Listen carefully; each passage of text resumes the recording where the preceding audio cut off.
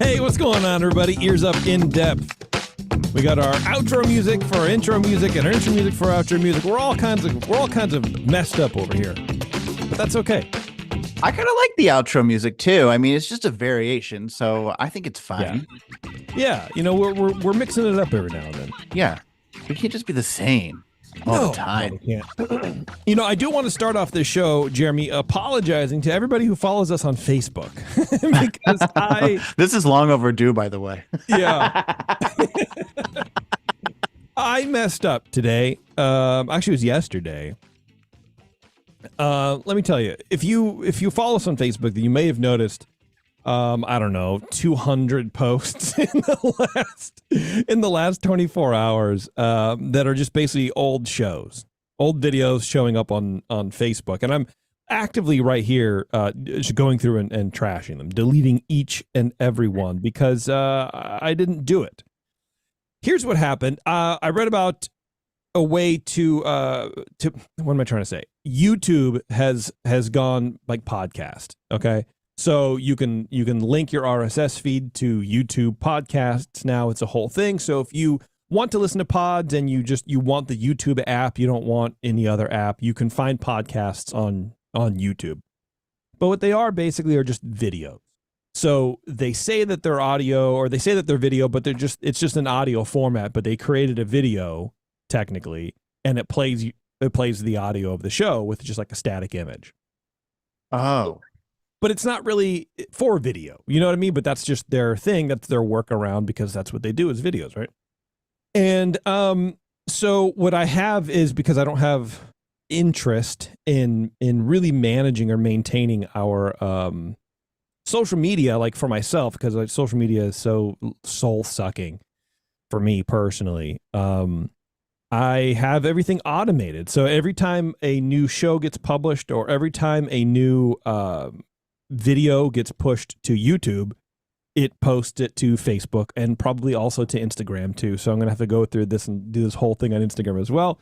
And what I didn't realize, what I did not know would happen is this automation thing, Zapier, posted each and every single show as a video format to our Facebook page. So that's why you're seeing all these old shows coming up, because the robot in the machine doesn't understand that this is already done. Well, I can tell you that it's not happening on Instagram, so you can rest easy there. Okay, good. I will tell you, I noticed this, and I actually clicked on one yesterday, but it didn't even bring me to any audio. I clicked the link, and it was like, this is not a video. It was almost like an invalid link. So then I started commenting on the post, like, there's no video here. And then I deleted it because I was like, you know what? I'm not getting involved. I'm in too deep. Like, I'm just letting it go. Whatever he's up to, I don't know what it is. I'm just letting it go. Yeah. Yeah. Well, just to let you know, I did not do that on purpose, everybody. So I do apologize if that interrupted your precious Facebook feed. If anybody's even still on Facebook, I don't even really know. Sure, people are on Facebook. Are they? Yeah, how do you think I saw this? And then a friend of I told you before the show, I was like, my friend texted me and was like, what's going on with EarzUp? Like, I was like, good question. Yeah, you're like, yeah, so my friend said, what's going on with EarzUp? I'm like, oh no. Now what? What did we inadvertently do? By we, I mean me and my robot performance. You and the robot. Anyway, that's what's happening. But that's neither here nor there, Jeremy. We're here to talk about some movies, you know? It really is neither here nor there. It's like, if of all the things I don't want to do, sitting there deleting all these posts on Facebook is like 5 of the things I don't want to do. Like, I don't want to spend my time doing that. I want to get away from Facebook and away from it.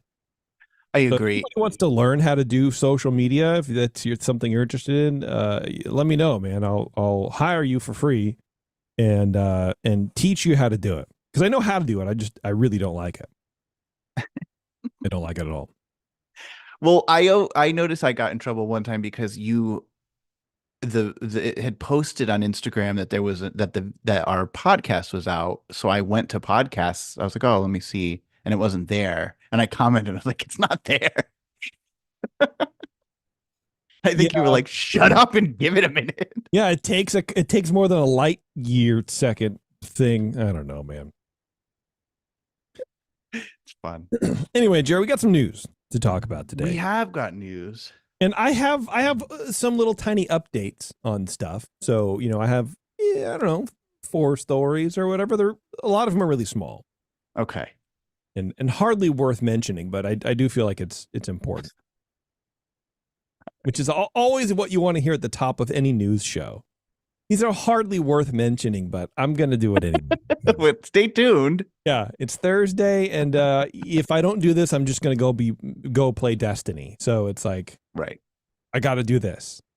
Give my thumbs a break. Okay. Why don't you lead us off, Jeremy? What do you think of that? Okay. All right. She went from pissing off Disney fans to being a huge Snow White stan. That's the first time I've ever used stan. Really? You know how people say that, like I stan or Yeah, I hate it. I do. But it rhymed here, so I used it. Good job, buddy. Our friend Rachel Zegler is back on the scene after she took a little break, but then she's back again. You remember here back in August, we covered how she was experiencing some blowback after Yes. doing a press because she's the new Snow White. She's the new live action Snow White. And, she was out there, I think it was at D23 and then maybe some other places. And she was basically saying a lot of negative things about the original animated feature from 1937. Weird. She was saying it was weird. But now the Snow White actress seems to be backtracking on those comments. You'll recall she said she didn't like the original Snow White. She said she watched it once. She said she thought it was weird. She described Prince Charming as a stalker. She said the ride at Disney World scared her and that it didn't sound very fun for little kids. Well, last month, Zegler sat down with Variety in their Actors on Actors series, where this is where they get actors to interview each other. And it's like a chat. And Great. you can imagine. There's nothing more self-serving than actors who think that they're just the greatest thing in the world, telling each other how great they think that they are. I don't know how you predicted it. This was 40 minutes of sheer torture. So they put her on opposite of actress Halle Bailey. Now, Halle Bailey, you'll know, is who is she? The new mermaid, new Little Mermaid. Bingo, exactly. Okay. So here we have Halle Bailey, who's played Ariel. First of all, let me just interrupt you. You have 2 what I would consider relatively inexperienced actresses, both in a live action Disney movie. So I think they're already going to be overly complimentary. In my mind, what you need to be doing with this is you need to have a seasoned actor interviewing a relatively new up and coming actress. That's what that's what needs to happen. You know what I mean? Maybe Halle Berry or somebody, Jodie Foster. I don't know, somebody else. But you have two kids who basically are learning how to be adults in Hollywood, which is never a safe space. And, I don't know. It doesn't really, I would not want to watch this. Well, you do not want to watch it. Trust me. I spent 40 minutes of my life that I will never get back. And the whole time it wasn't even like 40 minutes of staring at the wall. That's just really boring. It was 40 minutes of just absolute driving me crazy. I was angry. I'm yelling back at the screen. And you haven't even heard it. And you're on to something that it is so self-congratulatory. You've never seen 2 people spend 40 minutes work so hard at congratulating the other one on how amazing they are. That's what Gen Z does. That's like the Gen Z, thing. It's like, oh, you're so good. No, you're so good. No. And no, you are. No. I could never be here without you.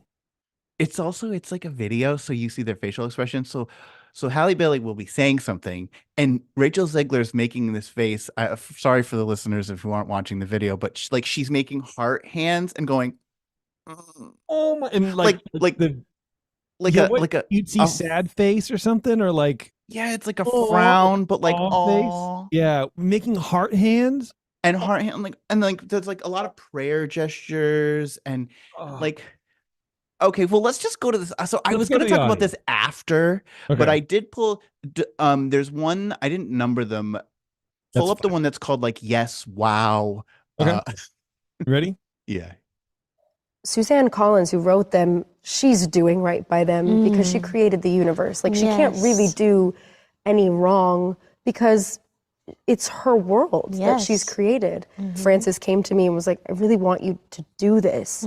It's the biggest honor of my career thus far, and I can say that confidently, that I can't believe that I get to be a part of that franchise. And doing Junket the past 16 days, it's just been Yeah. like sitting there watching the reporter, but seeing the poster next to them and seeing my face on like, and the Hunger Games logo beneath, and just Yeah. constantly being like, this is not. Who was who in that clip? So the one who was yammering on and on, Yeah. that's Rachel Segler. Okay. And then the one interrupting fully throughout going, yes. Yeah. If you don't have anything to say, don't react. Don't make noise. Yes. Don't just sit there. As an actress, you should know that.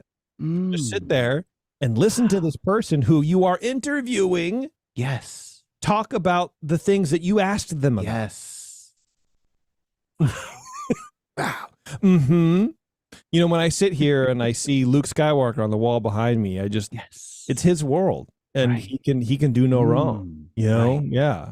Wow. It's actually really distracting. I don't know how they do it.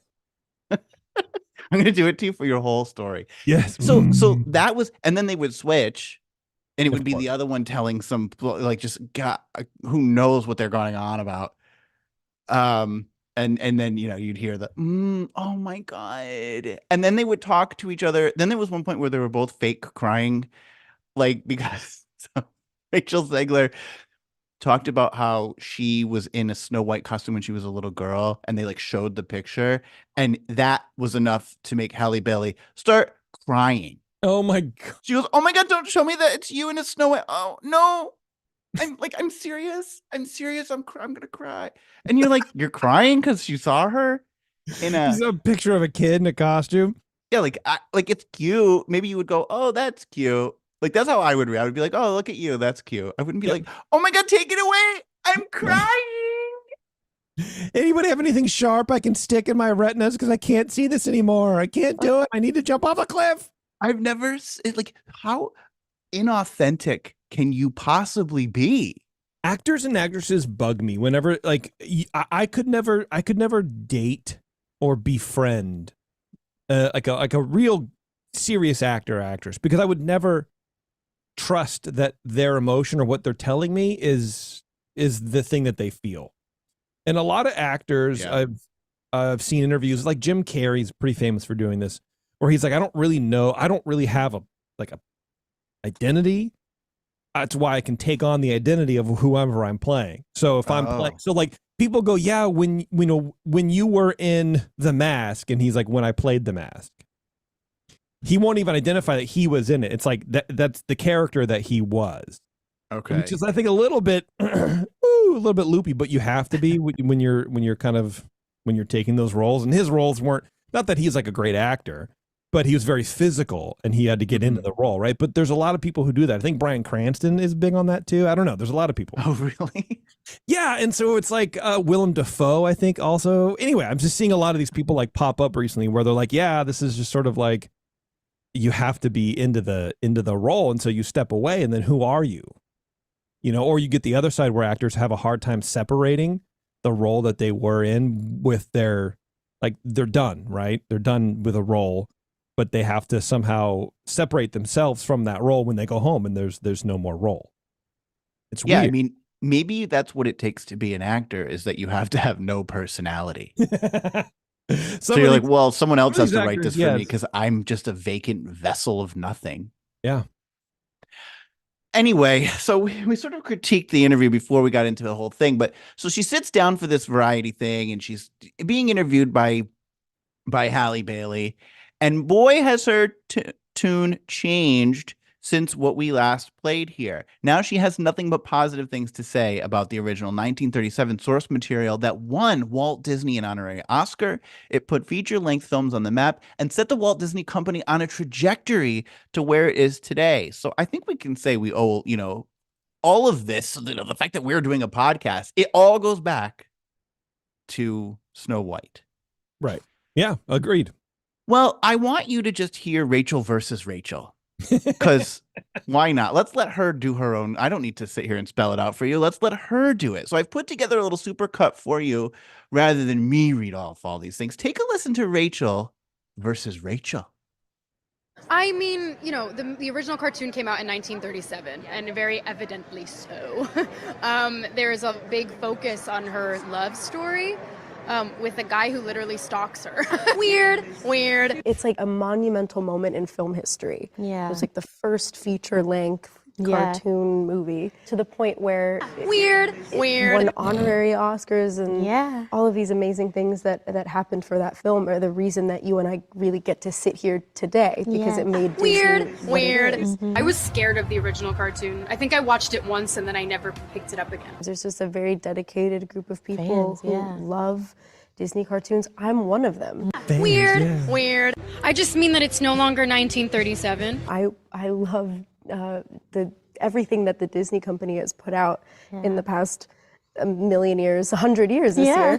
And It was called Snow White's Scary Adventures. Doesn't sound like something a little kid would like. Was terrified of it. Never revisited Snow White again. So I watched it for the first time in probably 16, 17 years when I was doing this film. We have a different approach to what I'm sure a lot of people will assume is a love story. Just all the pictures are out there of little me in my Snow White That's gown. why it's gonna and be me. weird. Yeah, So- she definitely got some press training, I feel like. I bet someone talked to her like, look, here's the history of the movie. Get in line.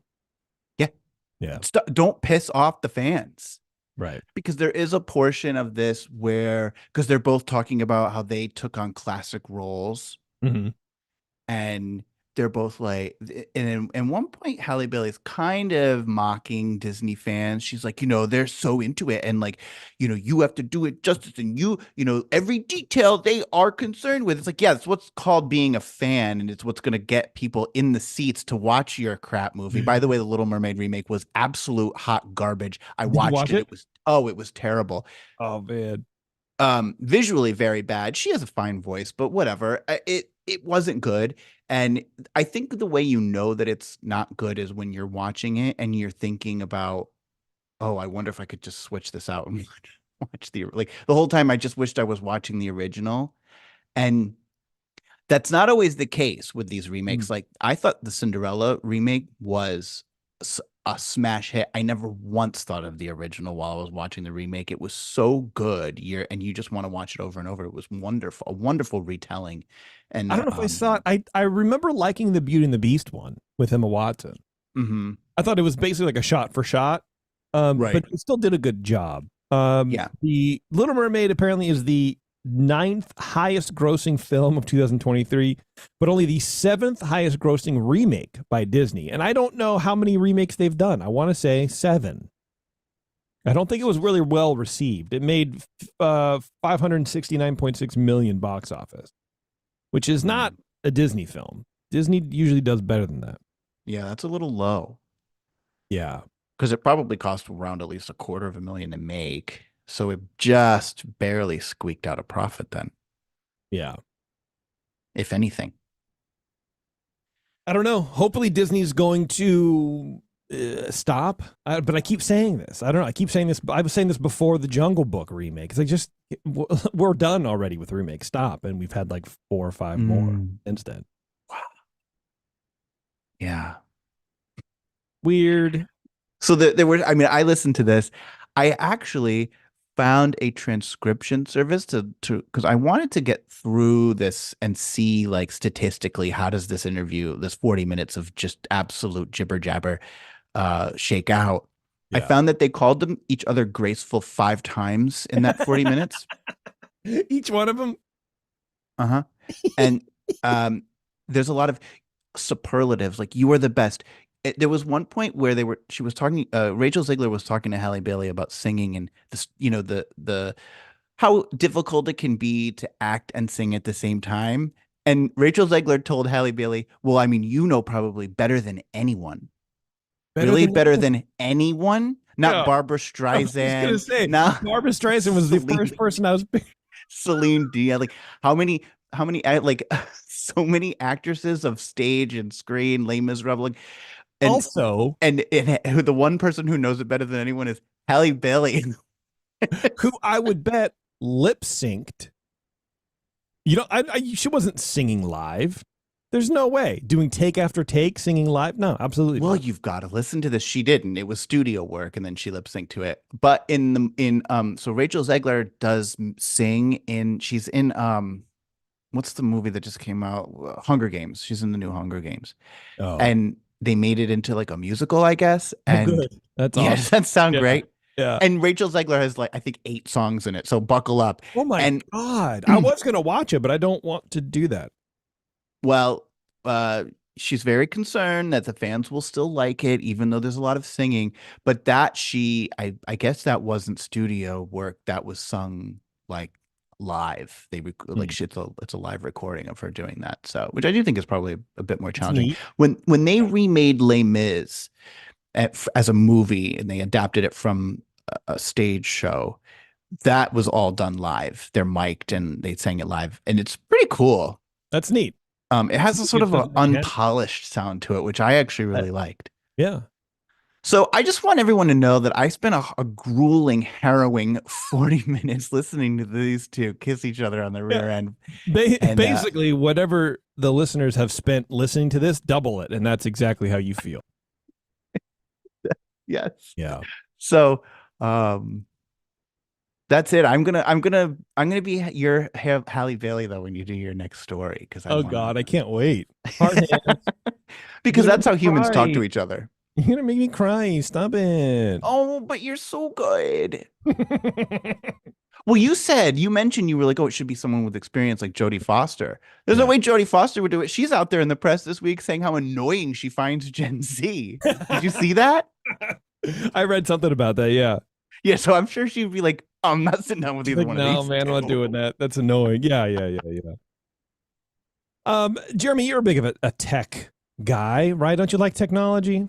I just got done telling you that I had a YouTube get transcribed so that I could count how many times these two called each other graceful. I mean, if that's not technological wizardry, I don't know what is. Well, have you heard about the Apple Vision Pro?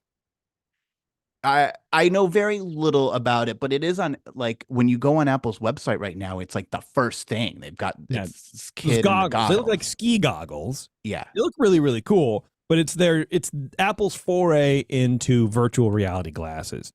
And recently, Apple and Disney announced that the Vision Pro, which I believe will cost like $3,400 on release. Yeah. Like there's not a lot of people that's going to have this, but no, there are. That's the sick thing. There are people who will spend.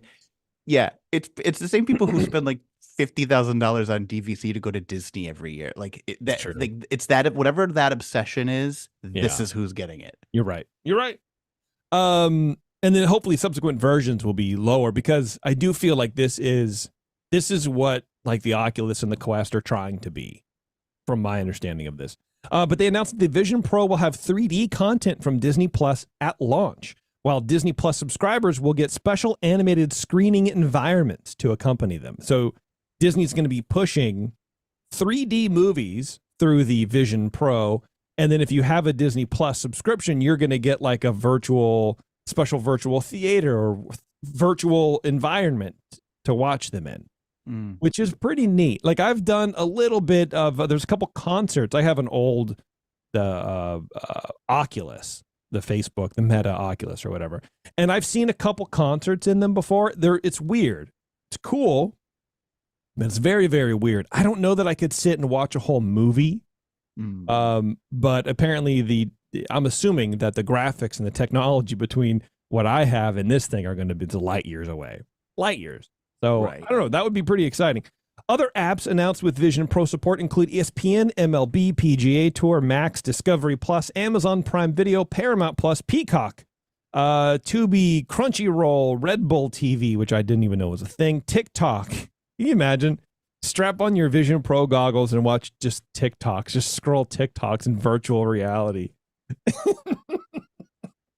You know, the movie Wall-E was so prophetic in that we're just becoming these zombies that just stare and scroll and like don't do anything. Yeah, I'm here. You can just tell me. You can just call me my name. I don't need Like, to. I'm a proud non-TikTok. I don't have TikTok. I love it. Well, we've had this conversation before. I have gotten so much benefit and beneficial information from TikTok. I love it. I love it.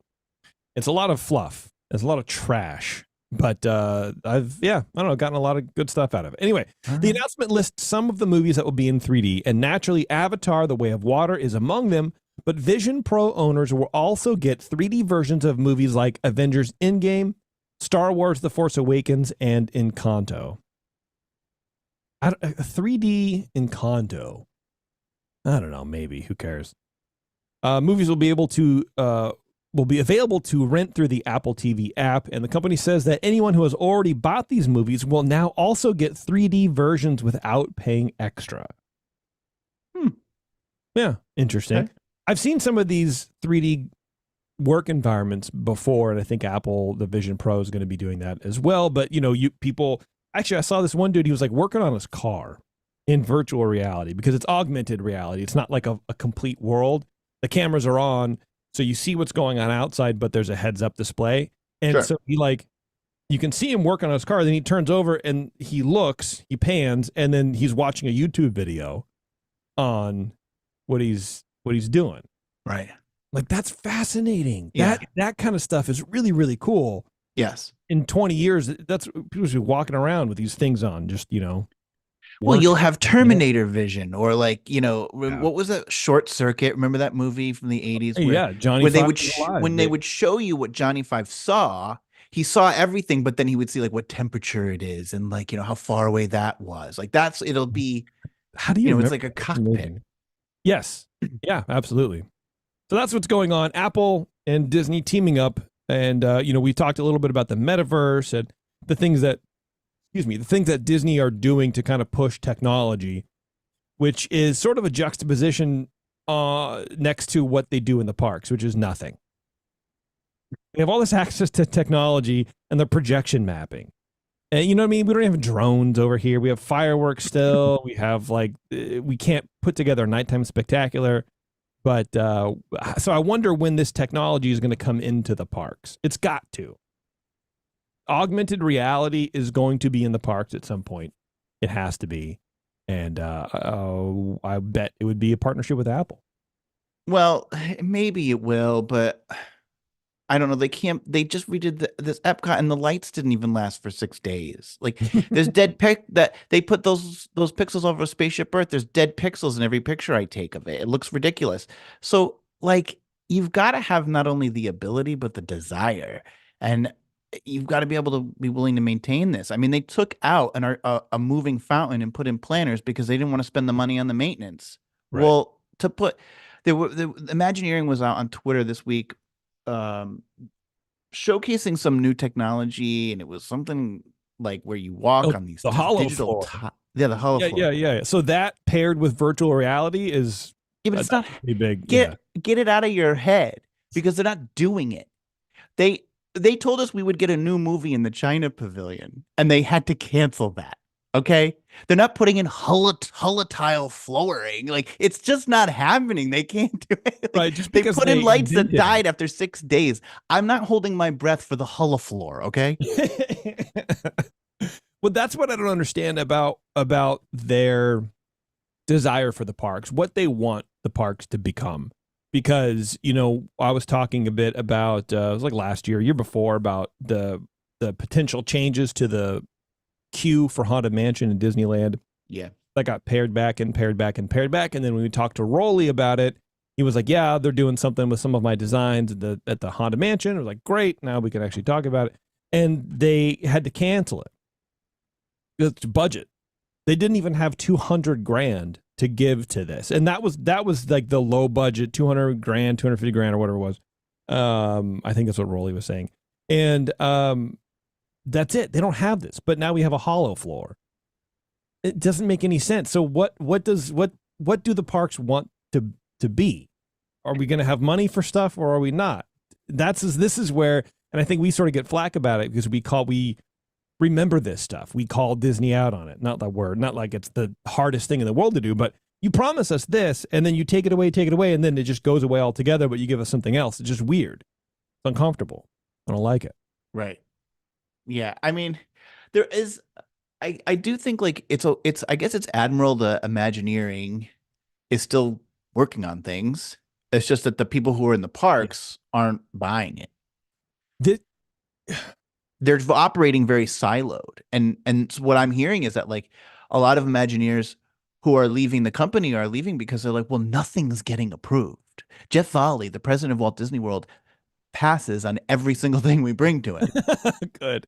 So like at a certain point, if you're a creative person, yeah, you have to understand if you're working for Disney, not everything's going to get greenlit, but something should. And then some of at least the things that you say were greenlit don't then cancel. So it's not even like they canceled a bunch of stuff. So how is the new stuff going to get greenlit if the stuff that was getting greenlit is canceled? I guess, and that's what I mean about what they want the parks to be. And I don't know why we're talking about this, but it's fun. They want them to be festival centers where they sell overpriced bites of food and pack people in. There's no overhead to it except for the cost of the food. They want you in, drinking, and get out. And then maybe you'll wait on a virtual queue, but while you're on the virtual queue, you're gonna go drink in UK Pavilion, and then you can ride our stupid roller coaster that has screens. Well, and that's what our friend Kyle was saying a long time ago when he talked about FastPass and why it was implemented, why it will never really go away. And obviously it did, but it's a different version. It's because it gets you out and gets you spending money. And that is literally why. That's why it's there. It's not to reduce the lines. It's not to be nice to guests. It's not to give you a chance to ride more rides. It's literally not. It's to get you out walking around to spend money. Right. And now they're charging you for the opportunity to get out there and walk around and spend money. Well, and yeah, so that's what I guess what I mean about what they want the parks to be, right? Is what kind of experiences do we want? Are we putting this investment into rides and into attractions, or putting in planters? And so it's almost like they're beautifying the area, doing the bare minimum, but they're saving that money, they're saving that budget for something. And I don't know if it's part of like Iger's cost burn, where he's like really trying to rein in everything, but they have to look like they're doing something, so they put planners in instead, or they just don't have ideas or what. But it comes across like they don't know what to really do anymore. I've always felt that the company has no strategy. I mean, if it was a company that had a strategy, so Frozen wouldn't have shocked them. And they wouldn't have had to scramble and be like, I don't know, ruin Norway, put it there. Like if this is a company that had some sort of strategy that said, okay, we're going to, Project Gemini, we're going to expand Epcot. How long have we been hearing about Disneyland Forward? And then it goes away and now it's back again. And like, it just seems very reactionary. Like, oh, Frozen was really popular. Quick, throw it into World Showcase. All of these things that they do are just very reactionary, and there doesn't seem to be a long-term strategy. Throw Avatar into Animal Kingdom. Now throw Indiana Jones into Animal Kingdom. How does any of this work together in an animal theme park? So it's just like, but that could make money, so do it. But then now these parks are just all mishmash, and I don't get what the strategy is. There's no guiding vision. That's the biggest complaint I have about Tiana going into New Orleans Square. Replace Splash Mountain, don't care. But replacing the French Market and replacing the Le Baton Rouge with the Mom's Market, whatever. I talked about it in the last show. I'm move on. We're going to take a quick break, everyone. We're going to come back. We have a couple more news stories to do, and then I don't know. I think we're going to go tell each other how graceful we are. So hang on, everyone. It's Ears Up in Depth. We'll be right back. Yes. Back to the newsroom on In Depth. Oh, that's right, everybody. Thanks for hanging around. All right, Jared, what do you got, buddy? They gave a bad name to Disney adults because when Epcot moved their favorite trash can, they took it as an insult. We have been sitting on this story since Christmas. Yeah, it's December for sure. Yeah, and I'm very excited to finally talk about it. Well, don't set the bar too high. With this show, impossible. Yeah. The Disney Day Drinkers Club. Okay, so people who have a ticket, yeah. Yeah. Okay. This is a real thing. They call themselves Club D3, kind of like Club 33. Club D3, Disney Okay. Day Drinkers. You get Cute. Love it. Yeah, I love That's according to their website, because yes, they have a website. it. Well, they're free. You don't want to. You need to have a website to get together with your friends and drink. It's a group of Disney fans who like to meet up at the parks pretty regularly and get drunk, as you might have guessed. Apparently, these people have adopted one of the trash cans outside of the Rose and Crown pub in the UK section of Epcot's World Showcase as their mascot, and they've named him Binny, it seems. So there's gonna be a little bit more on that later. Yeah, this seems like something that the fun one said, like, "Oh, we lean on this all the time. He's our mascot," and like total mom joke. And then they just took it too far for 5 years, and then they're like, "Oh, it's our mascot. Here he is." Yeah, that's Okay. basically just told the story. That's pretty much what happened. They Oh, have really? essentially because everyone knows at Epcot there's like not enough places to stand around and have a drink. There's not enough high top tables during these festivals. Right. And so I guess at one point they were standing around, they were always at this one garbage can. It's right at the front of that pub. And they said, "Hey, this is our new mascot." And one of the Disney Day Drinkers, as it turns out, is a member of the clergy, maybe a priest.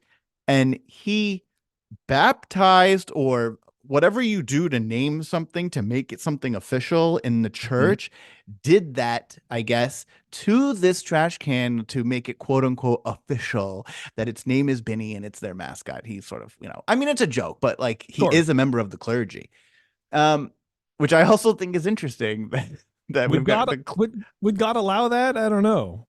You're I didn't- anthropomorphizing an object. You know what I mean? Seems Oh, weird. I just thought, did God let you go to Epcot and drink around the world? Oh, yeah. I mean, of course, it's a clergy. What do you know? So God demands it. So they meet up at predetermined times and they drink. They actually, it seems, I went to their website today. It seems they even do a Disney cruise. You can find their website at clubd3.com. They also boast a subgroup of Disney runners. So they do run Disney, and get this, they drink shots of Fireball during the marathon. They're like obviously just so edgy. You know what? It's funny. Their logo is it's like the old Club 33 logo. Yeah. But it's D3, like you said, instead of 33. I mean, I don't want to rip on them too much. They're having fun. They're That's just right. a bunch of people. They're having a good time. It's like, I don't want to make, but I do feel like it's not that cool that you do. Like, first of all, Fireball's no good. And then also it's not so crazy and zany that you do shots of it during the marathon. Jeremy, like, they have an app. everybody. They have their own app. Spectro Radio doesn't even have an app. No, that you don't, which bothers me greatly. Yeah, look, yeah, definitely don't want to trash them, because I like when people get together and they hang out and they have a little fun, and it seems like they poke fun at themselves, which is cute. But the trash can, maybe this is a good example of the media sort of like introducing us to a thing that we weren't ready for. And so we had preconceived notions about it. But why don't you tell me about that? Well, so anyway, as I was saying, they have subgroups. They did the Run Disney people. They have a singles page for their single members. So they get together. They do say, I went on their website, they're like, we're a positive group of people. This is all for fun. Like, it's not, we're not trying to like bother anybody. But they have merchandise. You can buy stuff with their t-shirt on it. This is from their website. As most people know, it's hard to find a table. Oh, this is basically what the story of the bin. So I won't read it because I already went through that. Okay. Well, all was well with the Disney Day Drinkers, it seems, until September, when Epcot moved their favorite trash can across the World Showcase Promenade to the other side.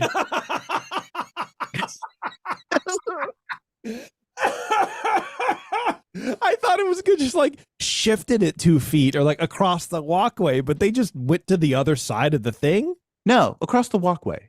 Across the walk. Okay, I thought you meant like the other side of the park. I was like, No. that's funny. They moved it from this side of the UK pavilion across the road to in front of the sportsman shop, which is across from the pavilion. Across the 10 feet. God.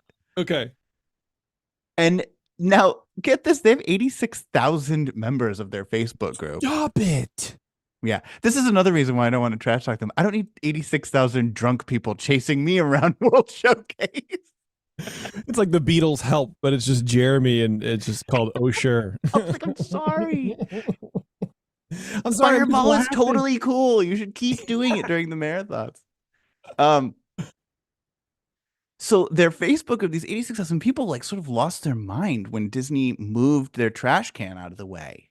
Oh my goodness. And they were flummoxed because apart from its location directly in front of the Rose and Crown, Binny is completely indistinguishable from any other trash can in the park. It's just another brown trash can. They only know that it's this one because it's there. And the thing is that they have this tradition of when they all get together, everybody takes a picture with it. And then even people who are members of the group, if it's not like kind of an officially sanctioned day, but if you're a Disney Day drinker and you happen to be in Epcot, they go and they take a picture in front of Binny and they post it in the Facebook group. So people are constantly taking pictures in front of this thing. But also on their website, there are group photos where it looks like just 50 to 100 people in front of the Rose and Crown taking a picture around this trash can. And so a Disney spokesperson said like they had to move it because there was so many people stopping and so many people taking pictures in front of this that it was actually blocking entrance to the Rose and Crown pub, which is a safety issue. People couldn't egress out of the pub. Stupid thing because it's 50 people taking a picture outside constantly. So their love of this trash can got it moved. Yes. They Wow. have only themselves to blame, it seems. That's bad. Skip Share, the club's founder, said moving the bin was a big deal because Disney superfans' attention to detail. I guess one person's attention to detail is another man's psychotic behavior because I don't know. It's another man's fire hazard. So people were just going crazy saying, oh my gosh, why would they do this? It's something you had a part of at the very beginning, and then someone takes it away. And then Okay. after a few months, Yes.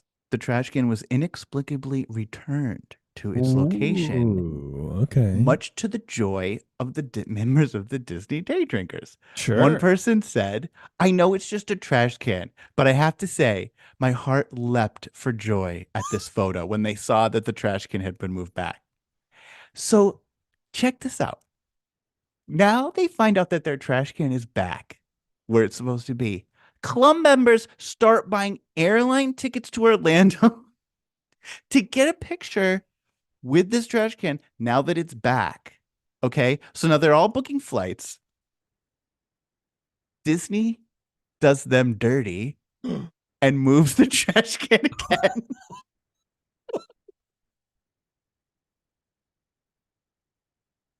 So these people are sinking money in airline tickets left and right. And then Disney's like, moves it. And it hasn't been put back. I was there last week and I'm like, let me see if that trash can's here. That you're looking for, man. I couldn't find it. I was just as flummoxed as them. We should start a club but anthropomorphize the trash can where it is now. And then that way, if it ever gets moved, we go, oh, why would they do this to us? We'll be the Disney night drinkers. I mean, DN3. Here's the thing. Yeah.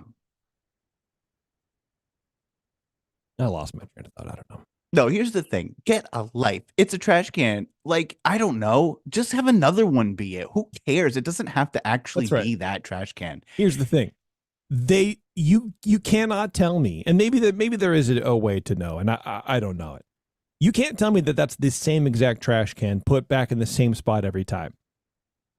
Right. It can't be. I mean, you know, those things get painted, they get taken away for cleaning or whatever. Right. And they get 5 or 6 or 8 or 10 in that area at a time, spray them down, paint them, and they put them back. It's not the same trash can. It cannot be. Exactly. They move it to sweep. Everything's like, yeah, like it's not. You're absolutely right. It could not have been the same exact trash can. Can't. So they've already been bamboozled, but they just thought it was the same one. So anyway, this is what's happening. I don't know. The thing that annoyed me about it is Yeah. I find it particularly grating when I see groups of people walk around World Showcase in like a drink, drank, drunk shirt, or they take the Walt Disney logo and they use the font, but they change it to malt whiskey. Yeah. Like, oh, you're cool. It's just not cool. It's also been done to death. Like this was maybe novel in 2007, but it's 2024 and like, it's just not neat anymore. We all get it. And I also just, as someone who drinks quite a bit, I just don't see the coolness of being like, we drink at Epcot. Like, yes, so does everybody. It's just, this is what happens there. And you're making a club. So I just I think that like they seem like they're a nice group of people, whatever. I find it annoying to see a group of 50 people taking a picture around a trash can. Like we're all just trying to, can I just get in here? I want to get a beer. There is something performative about going to the parks in a large group of people. Mm-hmm.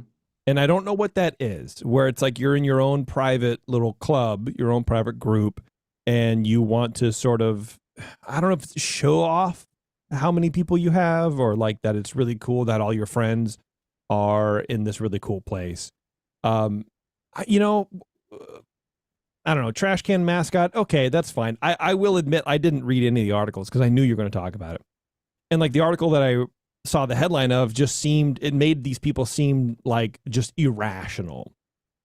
But hearing about it, looking at their website, they just seem like a fun-loving group of people. And, you know, whatever. I can't imagine they were like that distressed about it, because when you're online on the internet, you're like, oh, I'm so graceful, and you don't really mean it. You know what I mean? You're just like, okay.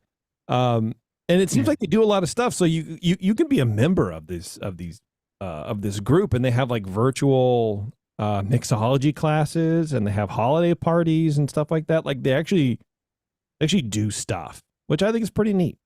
That is cool. I do think it's cool Yeah. that they sort of take it beyond that. I don't know. Whatever. Do whatever you want, you guys. I don't know. I do think, like you said, it like, oh, it seemed like maybe they were a bit more irrational on the web. I don't know. I do think there's something irrational about booking a ticket to Orlando because a trash can got moved back. That is.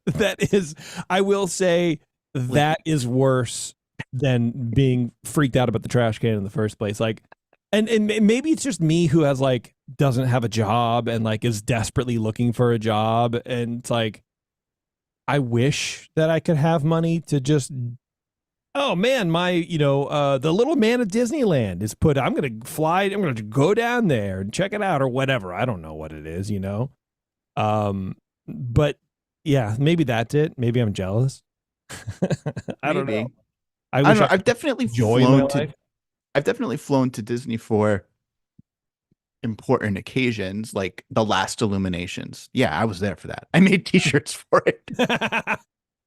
But I don't think that's the same as a trash can getting moved from one side of the pathway to the other. You know what?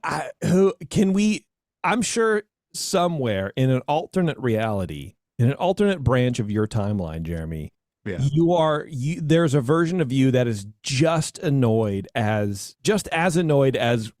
Harmonious as you are at like, a stanchion being mislocated, or, I don't know, something like that. I think it's in you. I think with a little more training, you could be irritated much, much more than you are now. Yeah, it could be. Don't sell yourself short. Well, Disney Dre drinkers, I want you guys to keep having fun. No hard feelings. I do think you might want to just calm down a little bit, though. I wonder, so they have 86,000 people. I wonder how many of those people were like, guys, it's 10 feet that way. It's fine. Everybody relax. Because I will say that, a lot of times in the media, they will take the most sensational comment and then make it the voice of whatever's going on. So I wonder how many of those people are like, this is Katie, Deborah, please. Relax a little bit, okay? Deborah. It's just the trash can. And they're like, I know, but it's fun. You know what these people sound like from the quotes? It sound like you won't know who this is, but on Bob's Burgers, the mom on Bob's Burgers, Linda Belcha. Linda Belcha. Well, I don't watch that show, but I know that that's John Roberts, and he is the one who does. I post his video every Christmas because he's like, "Come and look at the tree. Come on, we're going to get the tree." It's a He's from great Jersey. show. He's from Jersey. Oh yeah, it sounds like it. All right. Well, speaking of what am I trying to say? Speaking of good things that have been moved around a little bit, Jeremy. Oh God. Ex-Disney chief Bob Chapek Yes. appointed to board of medical firm Masimo as company battles Apple. Oh. Yeah. Bob Chapek, a nearly 3-decade Disney veteran who was ousted in 2022, has been appointed to the board of directors of medical tech firm Masimo. The move comes during a dramatic series of events involving Masimo and Apple. The tech giant has been in a patent dispute with the firm over a blood oxygen tool featured in the company's latest line of smartwatches. After the International Trade Commission ruled that the feature infringed on Masimo's patent, Apple pulled the current edition of the watches off the market. Multiple media outlets reported Monday that the feature is being taken off the watches in subsequent editions. Wow, look at that. Apple kind of has a tendency to do that, don't they? Yeah, this is the first time I've seen where they've had to like stop selling something though. And I didn't know that it was I didn't know that the person who was pulling the strings on this was Bob Chapek. Well, I guess it is now. Since the turmoil surrounding his exit from Disney, Chapek has kept a fairly low profile. Quote, "I am thrilled to join the Masimo board," the exec said in a press release. "I look forward to helping advance the company's growth by leveraging their core technologies in the consumer and consumer health spaces." Joe Chiani, chairman and CEO of Masimo, said, "We are honored to have Bob join the board. As we execute our hospital-to-home strategy, we expect to benefit greatly from Bob's role on our board." First of all, I don't like that phrase, hospital-to-home. It makes it sound like you come into the hospital, we're gonna send you home, but you're gonna be monitored, and it's not gonna be great. Like you're not fully checked out. It's just there's no room in the hospital, so you have to be monitored at home. I don't like that. It makes me freak out. I don't know. Yeah, is that what does hospital to home mean?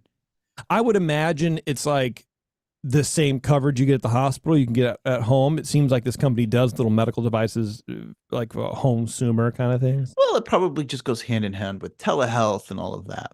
Yeah. But I wonder why so I've been seeing other articles around this nomination of Chapek that it's like battling Disney. There's some like Disney tie-in, but I can never figure it out. I don't know why. Maybe it's not there. But Chapek is back. He's back, baby. He's taking a break. He's back, and God, I want to interview him. I want to talk to this guy so badly. What are you gonna say? Probably nothing. I probably just look at him. He looks like a walrus walking around. I don't know. He looks Well, you're not getting an interview with this kind of he's gonna be like, Well, this guy called me a walrus. He wants me to come on there in a good way. You think he listens to the show? You think he listens to the podcast? No, but if you were to reach out to him, he would probably listen to something or have someone who works for him scan and listen to us, and then they'd find the word walrus when they transcribed the YouTube video, and it might raise a red flag. I would talk to him about his vision for the company had he been left to his own devices. I would love to know what he had in plan, and then I would also want to know what decisions were his that were made versus what he sort of inherited. That's what the big fascination to me is, the timeline between green light, or between idea and green light and execution during a turnover. Where does that come into play? Yeah. I mean, it would be interesting to hear that, because there's a lot of stuff, and that's the stuff that we debate, right? Like, oh, thanks Chapek, thanks Iger, who was it? I certainly think that he wasn't as bad as he was made out to seem. In fact, right. It wasn't until Iger came back that all those layoffs happened. I think I think Chapek was working as hard as he could to keep everybody employed. And then it was Iger who came back and was like, we got to make cuts.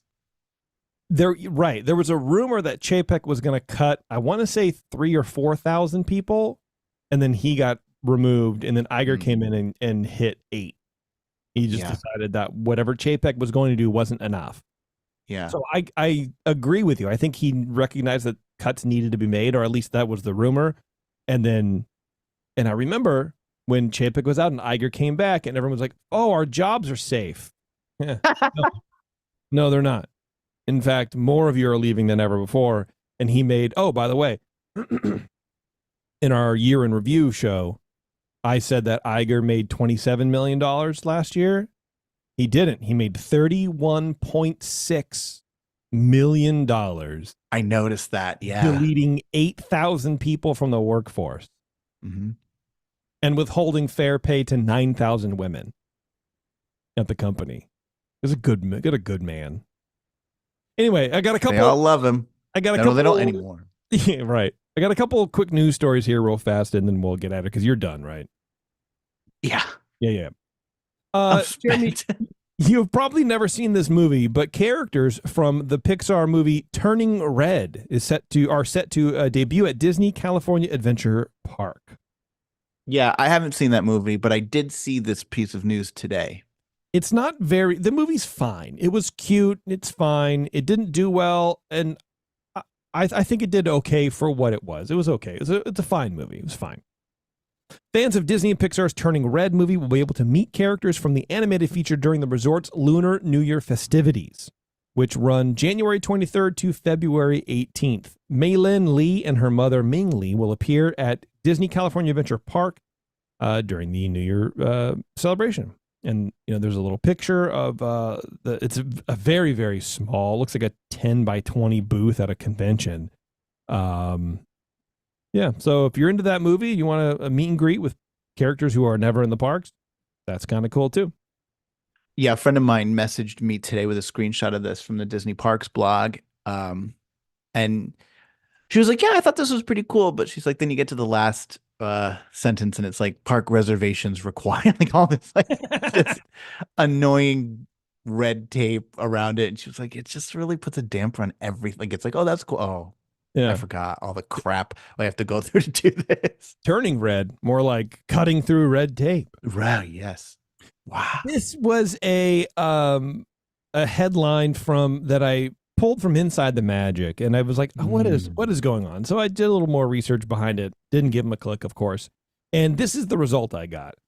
Radiator Springs Racers will be closed for nearly a week for standard refurbishment, set to close on Monday, February 26th, and reopen on Saturday, March 2nd. According to Inside the Magic, one of the biggest Disney rides or whatever is closed for an undetermined amount of time. Closed. It's like, what are you talking about? Like, it's not unknown. It's literally scheduled. It's scheduled maintenance that happens all the time, and there's a friggin' window for it, dude. But they got to get those cookies in. It occurred to me today that if you only got your news from Inside the Magic, you would think that it's constantly calamity in World War III at Disney World all the time, because it's always like. Even one thing I saw today was like Disney Park closes due to freakish cold weather, and it's like, yeah, they always close one of the water parks when it gets a little chilly out. Like the way they write about stuff, you would think that the whole place is like falling into the pits of hell, like every day. I saw one article where it was like, or one headline where it was like, like Disneyland castle being removed in pieces, totally destroyed. And it's like, I guess a piece broke off in Paris because they're having like bad weather. Like, you guys are literally ruining. Yeah, you would think about all these people who are like conspiracy theorists who can't determine what fake is from reality, or they get their news source from like one or two places, and then that's it. And you cannot convince them that might be incorrect at all. Mm-hmm. These people would just their minds are got to be in just this turmoil constantly, like concerned and stressed, especially if you're a big Disney fan and you already have that proclivity to sort of be questioning or being unsure, or like, you know, being having maybe a flair for the dramatic or have a lot of anxiety. You would be off your rocker reading this. Yeah. It's insane. I no longer, there was like a transition period where I sort of like once in a while I would click on one of them because I'm like, well, what could this be? And any of those times that you did fall for it, because you're like, well, maybe this one, you know, let's see what they are talking about. And then you immediately regret it. You're like, oh, they got me again. There was never a time when one of those headlines really resonated and I was like, wow, I'm glad I clicked that. And now I just refuse. I'm like, I'm not going to fall for it. I have the willpower not to do it. Not clicking on an ITM article is the same thing as giving up smoking, because there were times like when I used to smoke when I drank a lot. And so, Same, by the way, yes. yeah, I would love a cigarette and a beer. And then I stopped. And like at first I waned myself a little bit, and then now I haven't had one in like 5.5 years. And there was those times where you're like, well, maybe I will have one because it's not so bad and I really enjoy it with a beer, and like that'll be fine. But then and you're like, I won't feel the guilt and like I won't feel dirty and disgusting the next morning, like, you know, but you always do. And so now I know, like now I'm able to not have a cigarette because I do know that it will make me feel terrible. And I am able to not click on an ITM article because I do know that it will make me feel terrible. It's the exact same mental experience as not reading their articles as smoking. You know what it is? It's the same thing mentally as texting your ex, what are you doing at 2 a.m? That's what it is. Where you're like, I can't help. I can't help it. I have to do this. And as soon as you do it, you're like, no, why did I do that? No. Yeah. Yeah. You talk yourself, no, you reason it. There might be something good that could come of it this time, but it won't. I have needs that need fulfilling. Right. And this is the only person that can help me out. Mm-hmm. No, why? But then the next morning is the guilt and all. You just can't do it. Don't do it. ITM. What are they doing to us? I don't know. They've ruined us. All right. Thanks, everybody, for tuning in. I really do appreciate it. If you want to support the show, you go over to etsy.com/shop/coveyears. Actually, you know what? I realize there's a better URL. It's churroshirt.com, or go to EarzUp-podcast.com. All the links are on there. You know, support us that way, too. And, yeah, all that kind of fun stuff. So, Jeremy, what's going on SpectralRadio.net? .us. It's a little quiet. You know, we're coming off the Christmas season. All the Christmas music's gone. You know, just taking a break, just doing a regularly scheduled programming. But you can always find the Illuminations Hour every night at 9 p.m. Love it. Actually, 8:30. Pre-show music starts at 8:30. See? There you go. Yeah, go over to Spectral Radio for all the electric bagpipe music you can take. All right, everyone. Thanks a lot for tuning in. I appreciate it.